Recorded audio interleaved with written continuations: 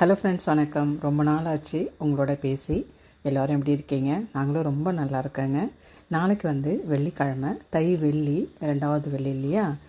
அதனால் இன்றைக்கே நம்ம தேர்ஸ்டே அப்படின்னாலே ஃபுல் க்ளீனிங் நம்ம முடிச்சு வச்சிட்டோன்னா நாளைக்கு சாமி கும்பிட்றதுக்கு ரொம்ப ஈஸியாக இருக்கும்.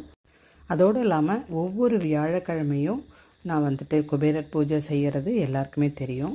அதனால் இன்றைக்கி அந்த ப்ரிப்ரேஷன் தான். குபேரரை அந்த க்ரீன் கலர் கிளாத் மேலே எப்பொழுதும் அமர்த்தி வச்சுக்கிறது நல்லது. குபேரருக்கு க்ரீன் ரொம்ப பிடிக்கும். ஸோ அதனால் ஒரு நல்ல பலகையில் அது மேலே நல்லா கோலெல்லாம் வச்சுட்டு அதுக்கும் கீழே காயினெல்லாம் அடுக்கி வச்சுட்டு அதுக்கு மேலே குபேரை நம்ம அமர்த்தி வச்சுக்கலாம். இப்போ நான் எப்படி செஞ்சுருக்கணும் அதே மாதிரி செஞ்சுக்கலாம். நம்ம அந்த மாதிரி எடுத்து வச்சுட்டு, இது குபேரர் பானை.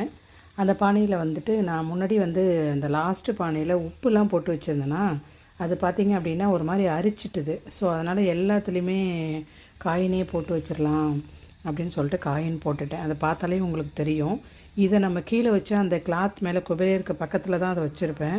அது அப்படியே உப்பு அந்த கசிஞ்சு அந்த கிளாத்து ஃபுல்லாகவுமே ஈரமாகுது.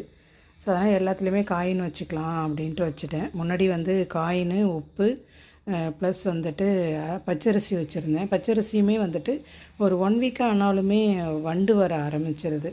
அப்பப்போ எடுத்து நம்ம மாற்றிட்டா கூட வண்டு வருது. அதனால் அதையும் விட்டுட்டு எல்லாத்துலேயுமே காயின் போட்டு வச்சுக்கலாம் அப்படின்ட்டு காயினை போட்டு அதில் நிரப்பி வச்சுட்டேன். அது நம்ம எங்கேயாவது கோவிலுக்கு போகும்பொழுது அதுலேருந்து எடுத்துக்கொண்டு நம்ம காணிக்கையை கூட வச்சுட்டு வரலாம். நாளைக்கு முக்கியமாக பார்த்திங்க அப்படின்னா தை 2வது வெள்ளிக்கிழமை. வெள்ளிக்கிழமை அப்படின்னாலே அம்பாளுக்கு ரொம்ப உகந்த நாள். அதனால் நம்மக்கிட்ட என்னென்ன விக்கிரகங்கள் இருக்கோ அம்பாளுடைய விக்கிரகத்துக்கு நாளைக்கு அபிஷேகம் பண்ணி சின்னதாக ஒரு பூஜை மாதிரி பண்ணிவிடுங்க. ஈவினிங் டைமில் பண்ணுறது ரொம்ப விசேஷமானது. எந்த அம்பாளாக இருக்கட்டும், அன்னபூரணியாக இருக்கட்டும், வாராகி, மகாலட்சுமி, எது இருந்தாலும் அம்பாளுடைய இல்லை ஏதாவது ஒன்று இருந்தால் கூட ஓகே. அதை வச்சு நம்ம பால், பன்னீர் அபிஷேகம்லாம் முடிச்சுட்டு அதுக்கப்புறம் சின்னதாக ஒரு வெத்தலைப்பாக்கு பழம் ஒரு பிரசாதம் மாதிரி ரெடி பண்ணி நாளைக்கு செய்யுங்க. ரொம்ப விசேஷமானது. நாளைக்கு நான் எப்படி செய்கிறேன் அப்படின்றதையும் கண்டிப்பாக நான் உங்களோட ஷேர் பண்ணிக்கிறேன்.